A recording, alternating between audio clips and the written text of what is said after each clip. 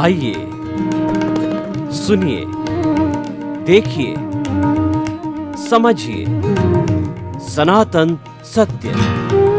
जैसी दृष्टि वैसी सृष्टि, दृष्टि विज्ञान। कुदरत, कुदरती रचना एवं कुदरत के कानून से शाश्वत सुख की प्राप्ति। जोधपुर के परम पूज्य महात्मा उपासक प्रोफेसर डॉक्टर सोहन राज तातेड़ के निर्देशन में सनातन सत्य। जैसी दृष्टि वैसी सृष्टि, दृष्टि विज्ञान।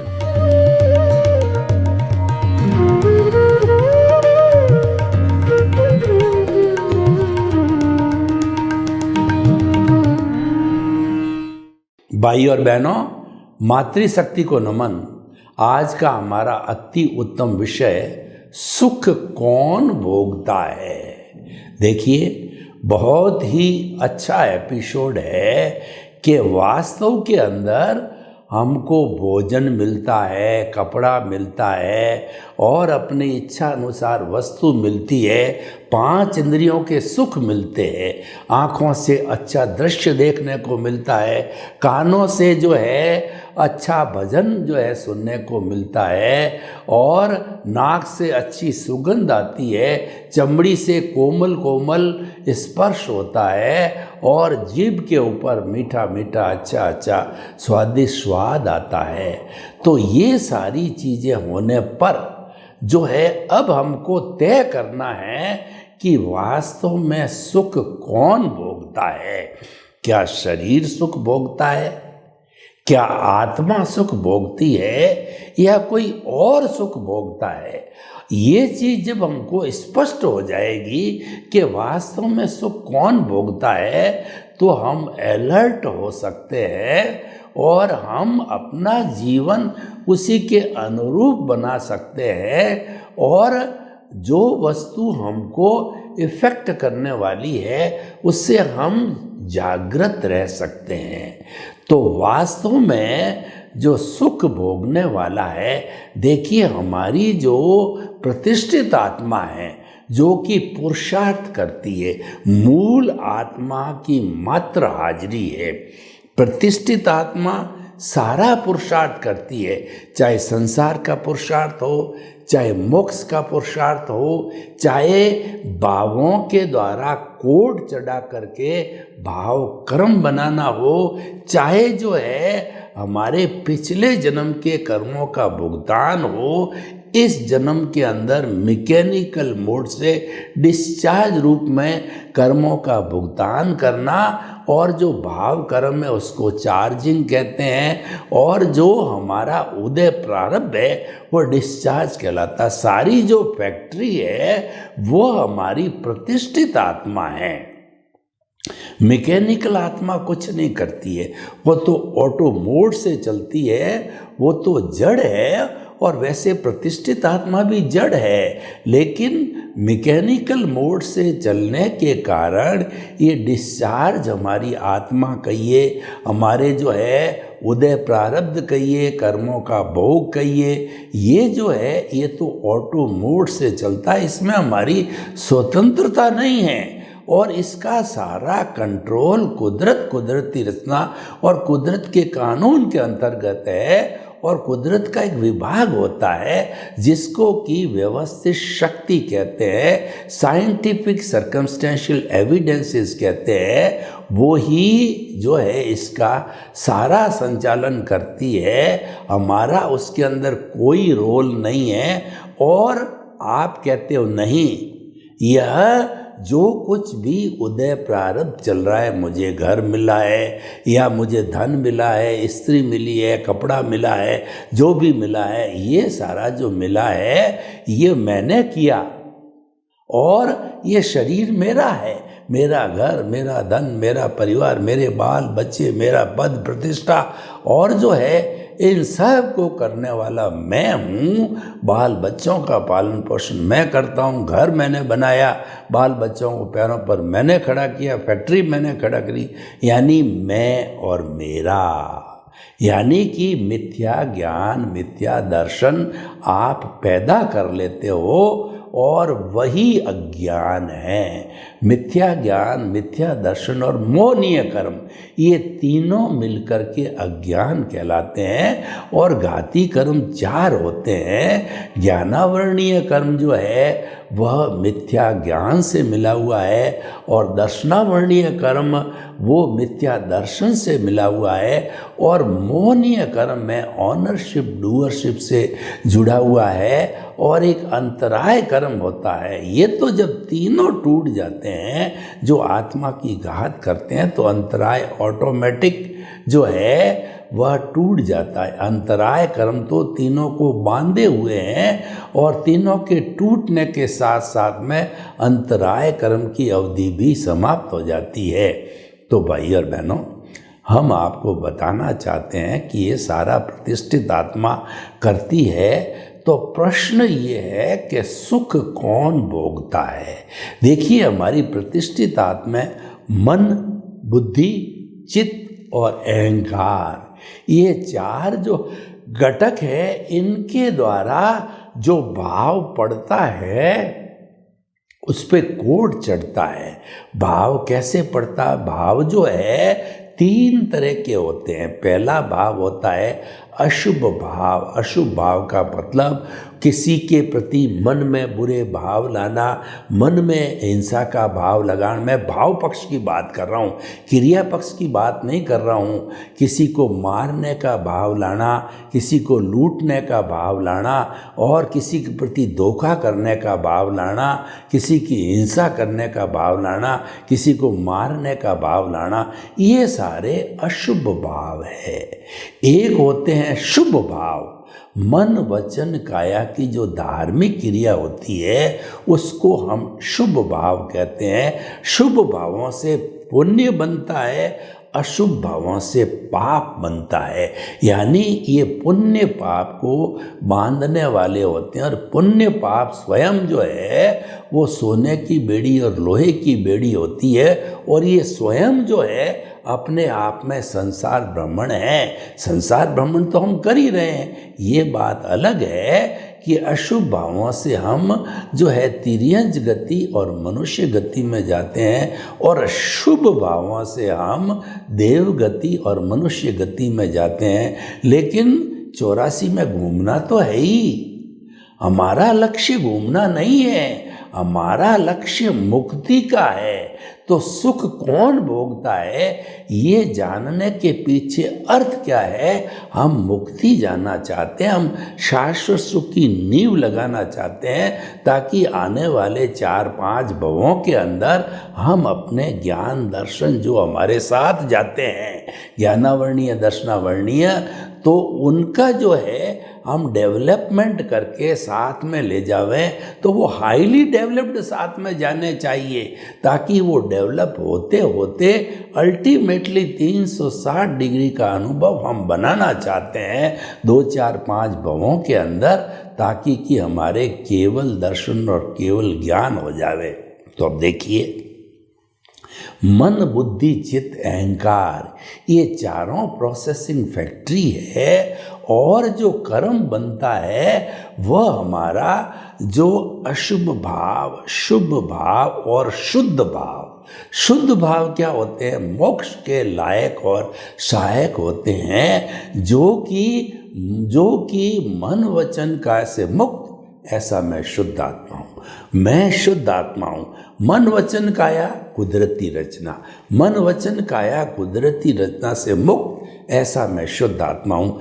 ऐसा हमारे भीतर चिंतन चलता है, ऐसी हमारे जागृति रहती है, और मैं शुद्ध आत्मा हूँ ये प्रीति रहती है, और केंद्र में प्रभु विराजमान है। ये हमारा केंद्र है, पिनियल ग्रंथि, आत्मा के तक पहुँचने का केंद्र, आज्ञा चक्र कहिए, दर्शन केंद्र चाहिए। यहाँ प्रभु विराजमान हो जाते हैं। शुद्ध भावों से हम प्राण प्रतिष्ठा करके, और जो हमारे प्रभु ईश्वर भगवान को जिंदा भगवान के रूप में यहाँ बिठा देते हैं, तो फिर हमारे केंद्र में आगे इनका साम्राज्य, इनका आदेश, और इनकी नीतियाँ चलती है जो कि सम्यक ज्ञान सम्यक दर्शन होता है तो वो डेवलप होता रहता है। तो देखिए कि मन बुद्धि चित्त अहंकार ये अंतःकरण कहलाता है। अंतःकरण जो है कर्मों को चार्ज करने में सहयोगी होता है। कर्म चार्ज किससे होते हैं? मूल तो भाव होता है, उसके बाद में वर्तमान का ज्ञान दर्शन, पुराने हमारे पिछले जन्म का जो हम लेकर के आए हैं ज्ञान दर्शन, और हमारा इंटरेस्ट इंटेंशन और जो हमारा भाव पक्ष है, और उसमें सहयोगी बनते हैं मन बुद्धि चित्त अहंकार। पूरा सिस्टम बन करके कर्म का बंद करते हैं, कर्म का कोट लगाते हैं। कर्म तो चतुस्पर्शी होते हैं, वो तो मन वचन काया प्रवृत्ति करके, और जो है वो हमारे इस जो है कॉस्मोस में से तान के लाती है, वह कर्म नहीं कहलाता, तो पुद्गल है। पुद्गल चतुस्पर्शी पुद्गल पर कोट चढ़ता है तब वो कर्म कहलाता है। कोट चढ़ने में ये सारे फैक्टर काम आते हैं। तो अब देखिए कि हम आपको बतावें कि मन जो है ना वो पैम्पलेट निकालता है। कैसे निकालता है कि आपने चुनाव की प्रक्रिया को देखा होगा। जब कभी भी एमएलए एमपी पंचायत या नगर पालिका के चुनाव आते हैं, 4-5 लोग अलग अलग पार्टियों के खड़े होते हैं, वो हमको पैम्पलेट बांटते हैं। उसी तरह से मन के सामने जो है इंद्रियों के पैम्पलेट आते हैं, जो 5 इंद्रियों के 23 विषय के पैम्पलेट आते हैं।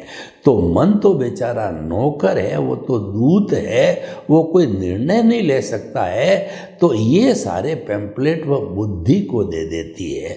तो बुद्धि क्या करती है कि वास्तव में बुद्धि जो है वह जो है प्राइम मिनिस्टर का काम करती है, लेकिन वो कूदती रहती है, राग द्वेष करती है, ये अच्छा है ये खराब है, ये अच्छा है ये खराब है, परंतु निर्णय नहीं कर पाती। तो वह क्या करती है, अपने बॉस चित्त को जो है भेज देती है। तो चित्त क्या करता है, जो हमारे सीसीटीवी कैमरे होते हैं, कैमरे विजुलाइज करते हैं, फोटो खींचते हैं। तो जो कोई भी पैम्पलेट जो है मन से बुद्धि के द्वारा चित्त को आए, तो चित्त है वो सबके फोटो खींच देता है।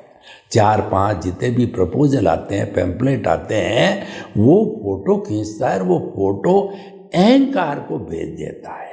अहंकार मन बुद्धि चित्त अहंकार जो है ये सबका मॉनिटर है, ये अंतःकरण का मालिक है अहंकार। अहंकार को हम क्रोध मान माया लोभ को पूरे को एक को अहंकार रूप के अंदर बोलते हैं, क्योंकि चारों में डोमिनेट करता वो अहंकार है। तो ये जो प्रस्ताव मन बुद्धि चित्त के द्वारा आए हुए हैं, तो अहंकार जो है जिसके ऊपर छाप लगा देता है, अहंकार है वो प्रेसिडेंट है। प्रेसिडेंट जब प्राइम मिनिस्टर से यानी लोकसभा से राज्यसभा से कोई प्रस्ताव आया, तो फिर जो है वो राष्ट्रपति ने छाप मार दी, अहंकार ने छाप मार दी, वह मान्य हो जाता, वो निर्णय हो जाता है। और वह निर्णय जो है फिर हमारे वापस मन के द्वारा बुद्धि को, और फिर पूरे शरीर में कर्मेंद्रियां हैं, जो हमारे हाथ है पाँव है मन वचन काया है, तो ये सारा है जो ऊपर से आया है उसका पालन चालू कर देते हैं। अच्छा आया अच्छा पालन करते हैं, बुरा आया तो बुरा पालन कर देते हैं। यानी कि जो उदय प्रारब्ध है वह सारा मतलब अहंकार की छाप लगाया हुआ होता है, उसके अनुसार हम करने लग जाते हैं। अब देखिए कि मैं आपको बताता हूँ कि आपके तिजोरी, अब हमको अहंकार सुख कैसे भोगता है वो हम आपको बताते हैं। आपकी तिजोरी के अंदर 1 करोड़ रुपया पड़ा है, तो वो करोड़ रुपया में क्या तिजोरी को सुख लगेगा? नहीं लगेगा। और हमारी शुद्ध आत्मा है, उसको तो कोई लेना देना ही नहीं है जड़ से, उसमें तो जड़ का एक भी परमाणु नहीं है, वह तो ज्ञान दर्शन वाली है, वो तो मोक्ष जाने वाली है। पर इस शरीर रूपी कारावास ने, कार्बन शरीर ने, अज्ञान ने उसको बांध रखा, अज्ञान हटा और वो तो मुक्ति को चली गई। तो उसका तो जड़ से कोई लेना देना नहीं, आत्मा का लेना देना नहीं। और वो बेचारी जो कहना चाहिए जो तिजोरी है वह ये शरीर है, जो पिछले जन्म के कर्म के भुगतान के लिए मिला ये जड़ है बेचारा, ये तो तिजोरी की तरह है। तो आत्मा नहीं भोगती और ये शरीर नहीं भोगता तो कौन भोगता है? अहंकार भोगता है। मेरे पास करोड़ रुपया है, मैं चाहता हूँ उसको खरीद सकता हूँ और पैसा फेंक देख तमाशा, तो पैसा फेंक के मैं तमाशा देख सकता हूँ। मैं करोड़पति हूँ, मैं चाहे जैसा कर सकता हूँ, किसी अफसर को खरीद सकता हूँ, किसी कर्मचारी को खरीद सकता हूँ, समाज में पैसा फेंक करके मैं नंबर 1 बन सकता हूँ, सबसे आगे आ सकता हूँ। और किसी एमएलए एमपी के लिए जनता के अंदर पैसे फेंक करके उनको जिता सकता हूँ। तो सारा अहंकार भोगने वाला है, जो सुख भोगने वाला है ये अहंकार है। हमारे अच्छा भोजन आया और जो कहते हैं वो 56 भोग का जो है भोजन आया, तो वह भोजन हम खाने लगे तो भोगने वाला अहंकार है कि देखिए कितना जो है ये बढ़िया भोजन है, ये सारा अहंकार भोगता है। और देखिए कि ब्याह शादी के अंदर बहुत ज़ोरदार पंडाल, इवेंट्स वगैरह खूब करोड़ों रुपए खर्च किए, तो बेचारे बारातियों को तो भोजन से मतलब है और दूल्हे को दुल्हन से मतलब है, और जो है वो सारा जो भोगने वाला है वो अहंकार है। देखो मैंने इतने बड़ा पंडाल और इतना करोड़ों रुपए की बनाई है, तो सुख वो भोगता है। और 4-5 दिन के बाद तो जनता चाहे बढ़िया से बढ़िया कितना ही बड़ा आयोजन हो, उसको जो है वो भूल जाती है, और जो खाया पिया है वो दूसरे दिन सारा निकल जाता है। तो भाई और बहनों, सब कुछ दुनिया के अंदर जितना भी सुख का भोग होता है वो भोगने वाला अहंकार है। तो अब हमने ये बात तो तय कर ली कि अहंकार भोगता है, तो उसके भोगने से हमारे को कितना नुकसान होता है कि चार्जिंग बढ़ता है। अहंकार के भोगते ही हमारा चार्ज जो भाव पड़ते हैं और अहंकार की डोमिनेशन होती है, उस पे जो कोट चढ़ जाता है, वो राग द्वेष का कोट कहिए, कर्मों का कोट कहिए, वह चढ़ जाता है। तो हमारा क्या फ़ायदा हुआ? हमारे तो वही आवागमन बढ़ गया। तो हमारा लक्ष्य आवागमन बढ़ाना नहीं है, हमारा लक्ष्य आवागमन को कम करना। आवागमन अज्ञान है, अज्ञान का नाश ही सच्चा नाश है, अज्ञान का त्याग ही सच्चा त्याग है। तो हम क्या करें? हम ये करें कि जो हमारा सनातन सत्य है, जो सिद्धांत के ऊपर आधारित है, जो भूत भविष्य वर्तमान में कभी नहीं बदलता, हमारी आत्मा सनातन है, भूत भविष्य वर्तमान में थी। पिछले जन्म में जो शरीर था उस समय में भी यही आत्मा थी, ये जो शरीर है इस समय में भी आत्मा रहेगी, भविष्य में जो शरीर जाएगा आत्मा वही है, वह बदलती नहीं, किंचित मात्र भी नहीं बदलती है। जब वो कारावास से सारा अज्ञान समाप्त हो जाएगा तो अज्ञान की कारावास से निकल करके वो सिद्ध बुद्ध मुक्त ही है। तो अपने स्थान के अंदर सिद्धशिला में जाकर के ईश्वर बन करके और शाश्वत सुख को प्राप्त हो जाएगी। शाश्वत सुख का अर्थ होता है अहंकार वाला सुख नहीं।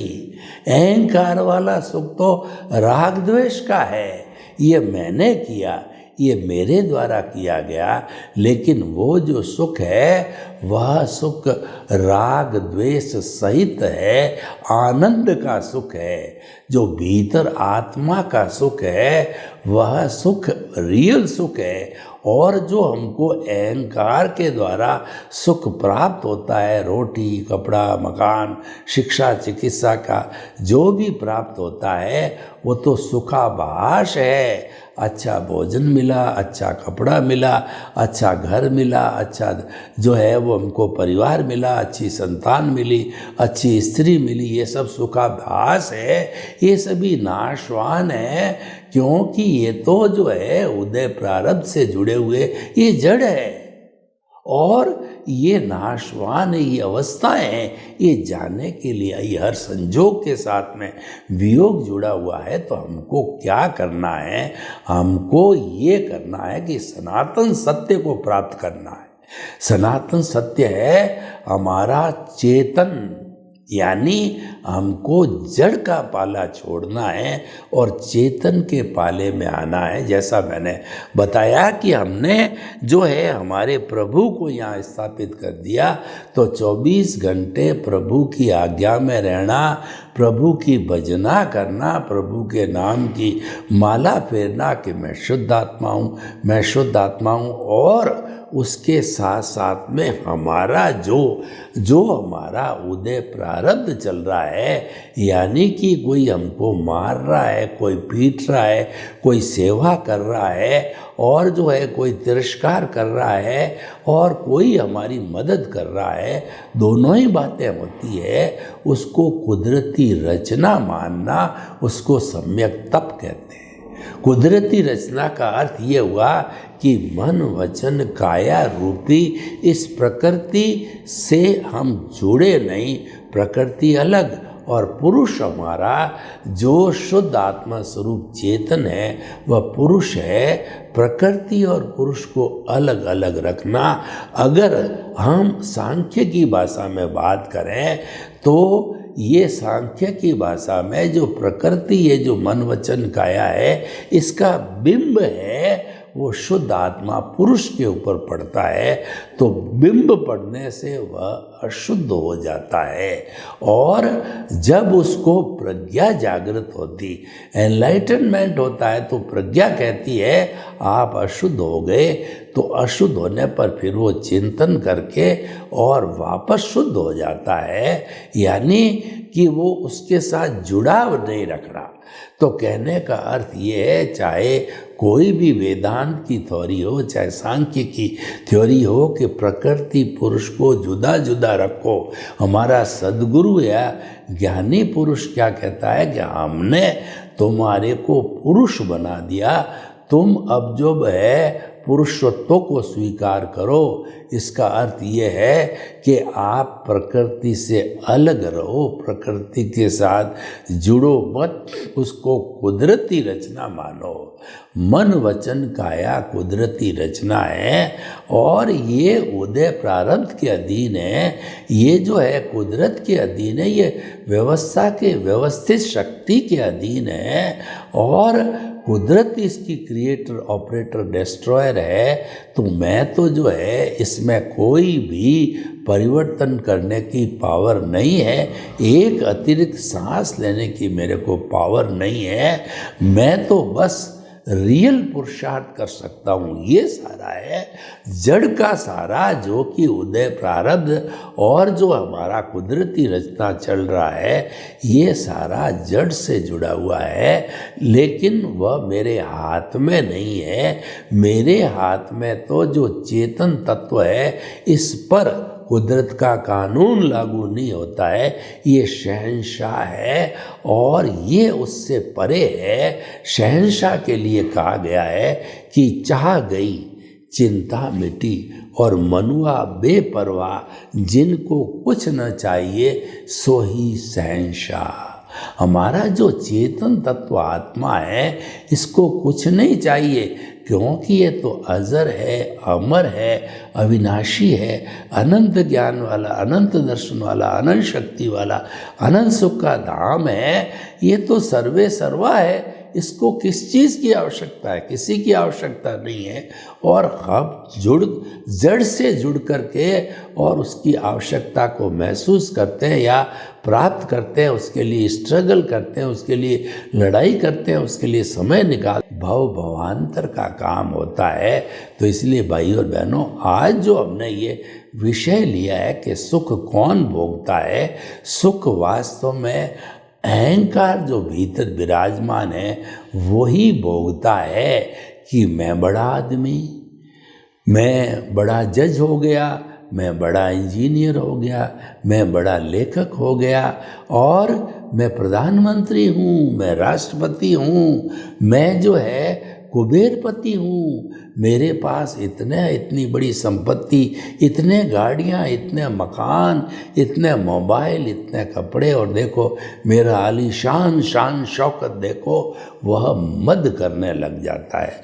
कुल 8 तरह के मद होते हैं: जाति, कुल, तप, ज्ञान, बुद्धि, और जो है वो आप अपना जो ऐश्वर्य, इन सब चीज़ों से व्यक्ति को दूर रहना चाहिए। मद मतलब अहंकार है।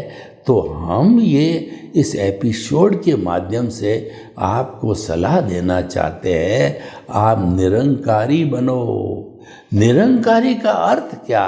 No ownership, no doership. जब हम किसी चीज़ के कर्ता नहीं रहे तो निमित्त बन जाते हैं। हमको जब जो ज्ञानी पुरुष या गुरु मिलता है वह हमको अकर्ता बना के, निरंकारी बना करके, और हमको जो है चेतन के पाले में ले आता है। सर्वे भवन्तु सुखिनः सर्वे सन्तु निरामया। लोग के जीवों को सुख मिले, शांति मिले, आनंद मिले, प्रेम मिले, सौहार्द मिले, और हम सभी अहंकार का विसर्जन करके निरंकारी बन करके और शाश्वत सुख की नींव लगावें, शाश्वत सुख को पार करें। आपके प्रति मंगल।